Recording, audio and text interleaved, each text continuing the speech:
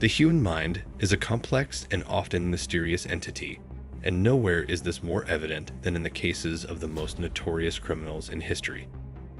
These individuals, whose crimes have shocked the world, each had their own twisted reasons for committing acts of unspeakable violence. But what makes them tick? What drives these individuals to kill, torture, and manipulate? In this video, we will dive deep into the psychology of some of the most infamous criminals, uncovering the dark thoughts and motivations that led them to become household names for all the wrong reasons. Ted Bundy, the charismatic killer. Ted Bundy is a name that instantly brings to mind one of the most chilling and high-profile serial killers in American history. Bundy's ability to blend into society, maintain relationships, and even charm those around him is what made him so terrifying.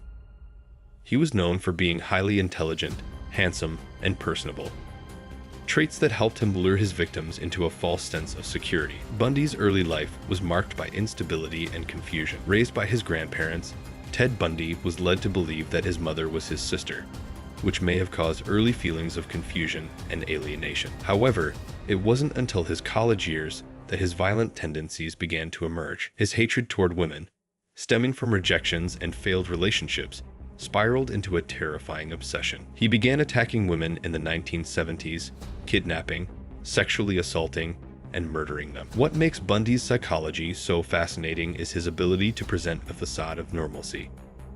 He worked as a law student and volunteered for political campaigns, giving him an air of respectability. This mask allowed him to hide in plain sight for years, and it wasn't until 1975 that he was arrested. Bundy's charm, intelligence, and ruthlessness are often cited by criminal psychologists as an example of how even the most charming and successful individuals can harbor dark secrets. John Wayne Gacy, the Killer Clown. John Wayne Gacy, also known as the Killer Clown, is another criminal whose psychology continues to intrigue experts. Gacy's story is especially terrifying because he was able to maintain a facade of being an upstanding, law-abiding citizen while secretly committing horrific acts of violence. He was a successful businessman and even performed as Pogo the Clown at charity events, making him appear harmless to those who knew him. Born in 1942, Gacy had a tumultuous childhood filled with abuse from his alcoholic father. This dysfunctional upbringing likely contributed to his inability to form healthy relationships and his later violent tendencies. Gacy's crimes began in the 1970s when he began luring young boys and young men to his home, where he sexually assaulted, tortured, and killed them. He buried 29 victims underneath his house, and the remains of his victims were discovered after his arrest in 1978. What makes Gacy's case so chilling is the duality of his persona. He could be the charming, successful businessman by day and the sadistic killer by night. His ability to compartmentalize his life allowed him to commit his crimes without arousing suspicion for years. Gacy was eventually convicted and sentenced to death, but it took years of investigation to finally uncover the full extent of his crimes. His psychological profile is a clear example of how trauma and unresolved issues can manifest in violent behavior. Jeffrey Dahmer, the Milwaukee Cannibal. Jeffrey Dahmer, also known as the Milwaukee Cannibal, is one of the most infamous serial killers in history, not only because of the sheer number of his victims, but also because of the depravity of his actions. Dahmer's crimes, which spanned from 1978 to 1991, involved the murder, dismemberment, and, in some cases, cannibalism of at least 17 men and boys. Dahmer's upbringing was marked by neglect and emotional isolation. He had a strained relationship with his parents and often retreated into fantasy and obsession with death. Dahmer's interest in necrophilia and his desire to control his victims in death were likely rooted in his early feelings of rejection and inadequacy. His first murder occurred in 1978, and he quickly escalated from a man who simply killed to someone who dismembered and ate his victims. What sets Dahmer apart from other serial killers is his obsession with power and control. He would drug his victims, then strangle them, before engaging in disturbing acts of necrophilia. He preserved body parts, including skulls and genitalia, which he kept as trophies. Dahmer also made attempts to create zombie-like companions, drugging his victims and attempting to keep them alive in a state of paralysis. Dahmer's arrest in 1991, when police discovered photographs of his dismembered victims and human remains in his apartment shocked the nation. His trial and eventual conviction provided chilling insight into his disturbed mind. Dahmer was sentenced to life in prison, but he was murdered by a fellow inmate in 1994. His case remains a disturbing example of a criminal mind descending into unfathomable darkness. Richard Ramirez, the Night Stalker. Richard Ramirez, the Night Stalker, terrorized California in the mid-1980s with a series of violent home invasion robberies and murders. Ramirez's reign of terror lasted from 1984 to 1985, during which time he brutally attacked and killed at least 13 victims. His attacks were random, but he left behind a trail of fear, as his targets seemed to be chosen with no rhyme or reason. Ramirez's troubled childhood played a significant role in his descent into crime.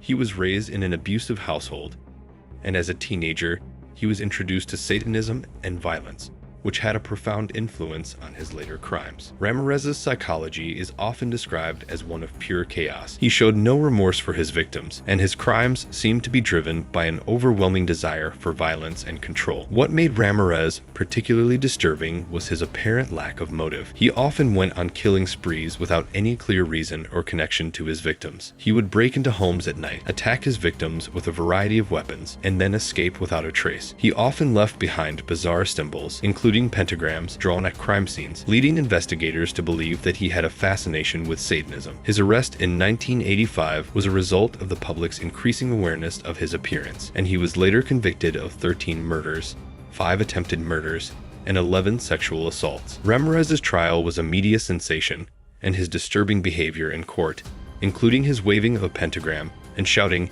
"Hail Satan," further cemented his status as a criminal with a deranged mind. He was sentenced to death, though his execution was never carried out before he died of cancer in 2013. Aileen Wuornos, the female serial killer. Aileen Wuornos is one of the most infamous female serial killers in history. Her story is unique in that she was a woman who killed men, and her actions have been analyzed as both a product of her traumatic past and her desire for self-preservation. Wuornos was convicted of killing 7 men between 1989 and 1990, and she claimed that all of the murders were committed in self-defense during attempted sexual assaults. Wuornos' early life was filled with abuse, neglect, and instability. She was sexually assaulted at a young age, and her mother abandoned her when she was a teenager. She eventually turned to prostitution to survive, which brought her into contact with the men she would later kill. Wuornos' psychology is often explained by her extreme trauma and feelings of victimization. She saw herself as a victim of male violence, which may have contributed to her violent retaliation against her attackers. While Wuornos' defense was based on self-defense,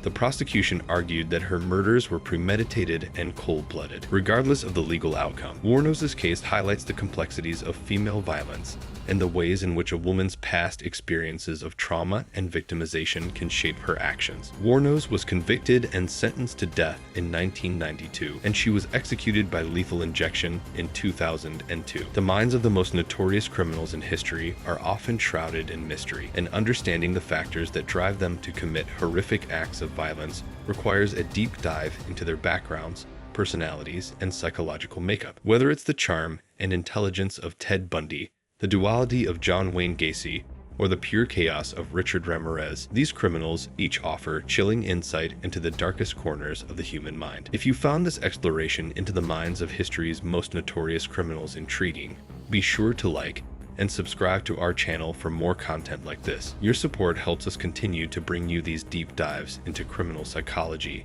and history's most infamous figures.